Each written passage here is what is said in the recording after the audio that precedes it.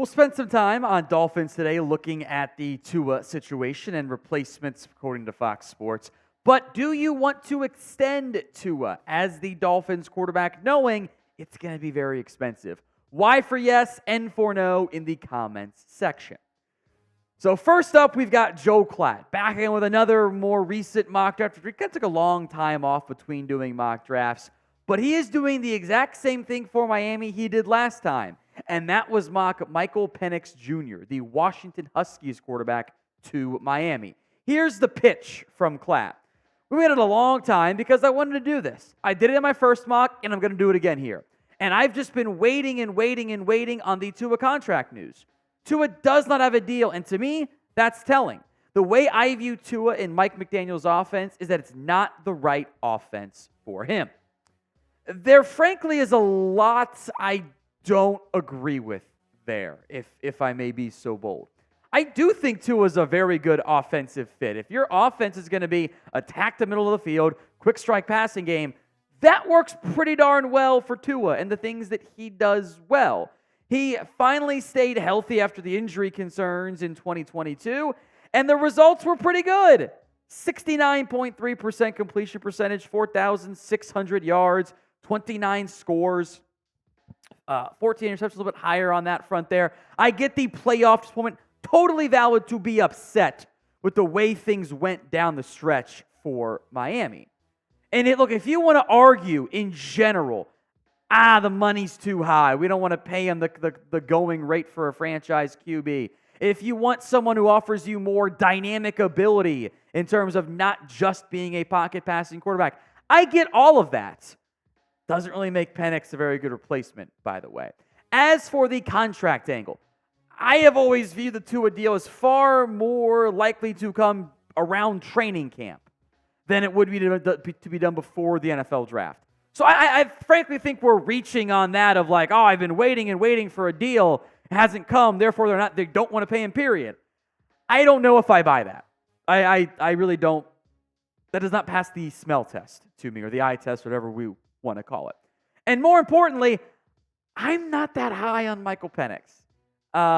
There are things he does well. In fact, 15, whatever it is, years ago, he'd probably be a top 10 pick. As a pure pocket passer, he's up there with any quarterback in this year's class.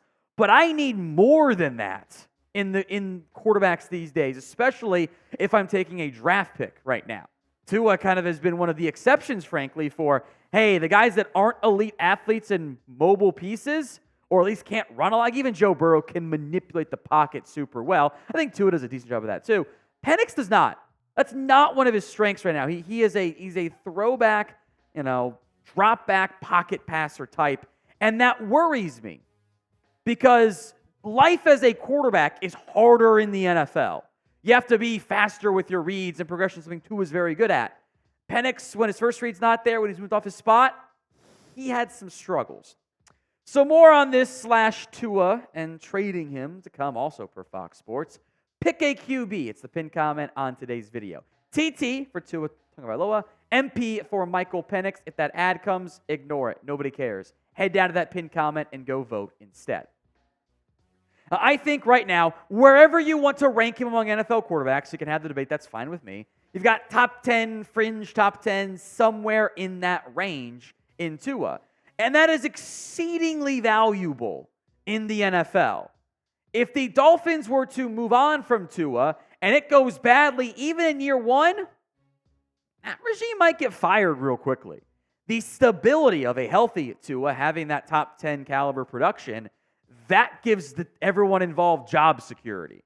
And that's why you don't see very many teams trying to move on from a player of Tua's caliber. That is, however, what Nick Wright of Fox Sports has suggested. He wants the Dolphins to trade Tua for 2 first-round picks. Here's what he advised the Dolphins, or said he would do if he were advising the Dolphins. I would tell them, Minnesota acquired an extra first-round pick. They have the 23rd pick because they want a quarterback. I would call them and see what they think of Tua. You could have stability at the quarterback position, maybe quiet Justin Jefferson's fears. This is like a fun or hypothetical idea, but let's actually talk about the feasibility of doing this. First off, you're the one calling, so you are coming from a position of lack of strength right there. And let's say the Dolphins could get 2 first-round picks for Tua. Vikings say, yep, sure, we're in. Do you actually want to do that then? Like, if you could get 2 firsts for your quarterback, shouldn't that tell you you don't want to move on from him? Right? Also, and this is even more important, what's your quarterback plan? You got pick 11 and pick 23. You're probably not going to be in the range for the top 4 quarterbacks this year. Not to mention if we really think McCarthy is upgrade over 2, which I kind of don't at this stage. Makes more sense like Minnesota's got Sam Darnold in there. So your plan is going to be take a first on Penix and Bo Nix and hope that works out? By the way, folks, despite playing vastly different times in the NFL or not there at all, Penix and Bo Nix are about 2 years younger than Tua. That's it. So you're not really benefiting from the growth angle. Like, how much more are they really going to get better having played that long in college football?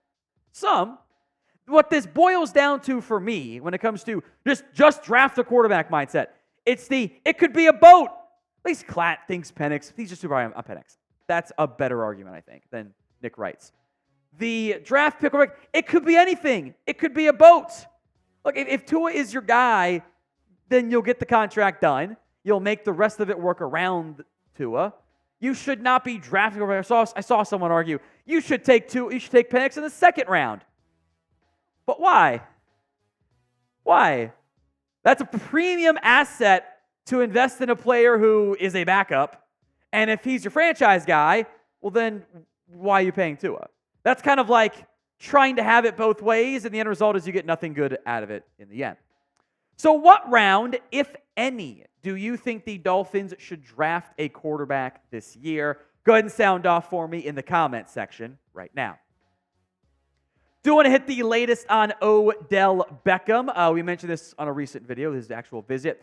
Per the Miami Herald, things went well on the meeting side, but a signing might not happen despite there still being mutual interest. Here's what the Miami Herald wrote. The Dolphins meeting with 3-time Pro Bowl wide receiver Odell Beckham Jr. went well on Thursday, according to a team source. The mutual interest remains strong. Miami remains interested in signing him. The question is whether they can see eye to eye on what he should be paid. The sides have discussed financial terms, but no agreement had been reached as of late Thursday afternoon, and that remains the case now going into Sunday afternoon. Look, OBJ wants to test the market. He wants to see how much money he can get. He can play for a contender, and he thinks get a bigger contract. He got $15 million last year. I would be surprised, confused, if he got something similar to that this upcoming season. More on that in a minute. But when players end up signing with Miami, you know we'll have you covered. Hit that sub button right now, youtube.com/Dolphins News.